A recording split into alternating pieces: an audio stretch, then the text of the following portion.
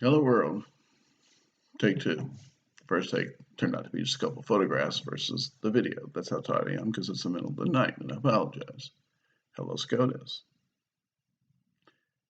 I heard several comments today that caught my attention and thought I would send this message to you and to the rest of the world. The comments indicate to me that you are carrying a bias before hearing the arguments in this case.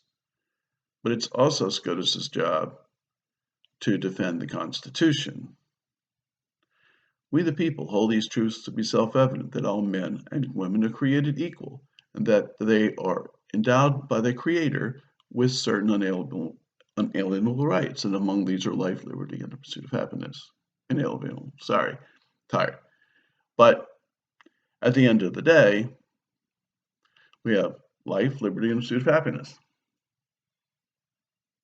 Wow, that's kind of big, guys. You know, you've got life in front of you. So anti-abortion, right? But we have liberty. We have the right to make decisions about our life. And we have the pursuit of happiness. So is it okay for me to be happy by doing something that creates a life and therefore I have the liberty to terminate it or not? That's what's before us, and that is in our Constitution. That's what we're addressing here. So to say that SCOTUS doesn't have the authority to decide whether abortion is legal or not is irrelevant. It comes to the fact that we have the choice by liberty to make that decision. If you're carrying any Christian or conservative views, one might arguably note that, hey, we got to protect the life of the unborn. When? If it's done in marriage, it should have a soul. If it's done outside of marriage, it should not have a soul. And therefore, isn't it okay for us to take soulless children, as you would say, and take them away before they're born because they were done out of wedlock and therefore an abomination of sin? Or do we say God makes no mistakes and therefore every life is invaluable? That's kind of the Christian thinking. But, you know, I'm trying to stay out of that world. But if you're carrying that bias in any direction, then you can't properly rule on this case because you now carry a bias. You can no longer judge impartially regarding this very fundamental right. Inalienable rights, mind you. But we can allow people that are already born to be shot up. And as soon as we catch somebody like that, we have juries that are letting people out. We have because we couldn't prove without a doubt that somebody intentionally shot other people up. You don't carry a weapon to school of that magnitude without intent to do some damage. I'm sorry, that's common sense. But before you today is this very ruling, and that is abortion. Pro-life, Roe versus Wade, whatever the case may be. And are you going to answer for the sins of the people that choose to abort the life? No, you're not that judge. God is that judge. If they are God-fearing, they more than likely will not have the abortion despite the circumstances. If they're not God-fearing, who are you to impose Christianity on someone who may not be Christian? For those that are Bible thumpers, those that have a cause for abortion or non-abortion or so forth,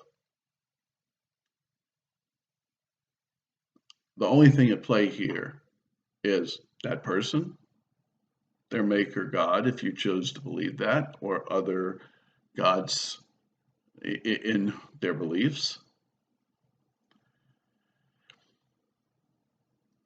I can't judge them. They have to make that decision for themselves. If the medical system chooses to support doing it, it's better than having them take their own life in some ways by botching up a self-inflicted abortion. We've had those discussions in the past. And then we wind up potentially with more cost to the system, not less. That's the cost side of it.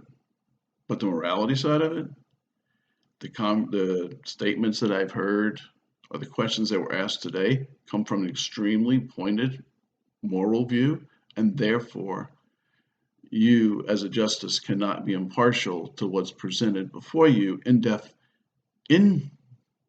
defense of the Constitution, which it's there.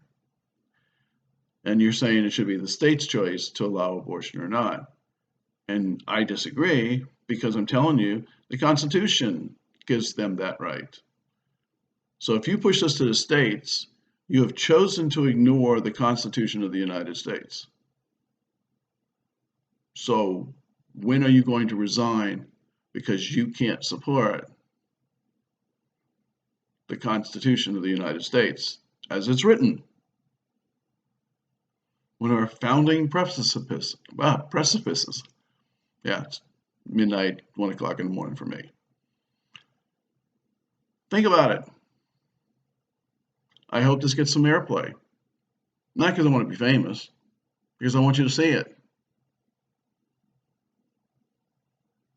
Think wisely of the prejudice that you carry into this scenario, and realize you can't impartially judge on this, and therefore should abstain and remove yourself from making any decisions other than defending the Constitution. I don't know what they're going to present to you in legal arguments or whatever. It becomes irrelevant. Because right now, your statements, your questions are very biased from a Christian conservative way of view. It's not your job to be conservative. It's not your job to be liberal. It's your job to judge impartially on the facts presented before you. You're a hostile witness in your own right, and should be treated as such. You're one of the 3 pillars of our government to keep us in balance, and you're not doing it. Thank you.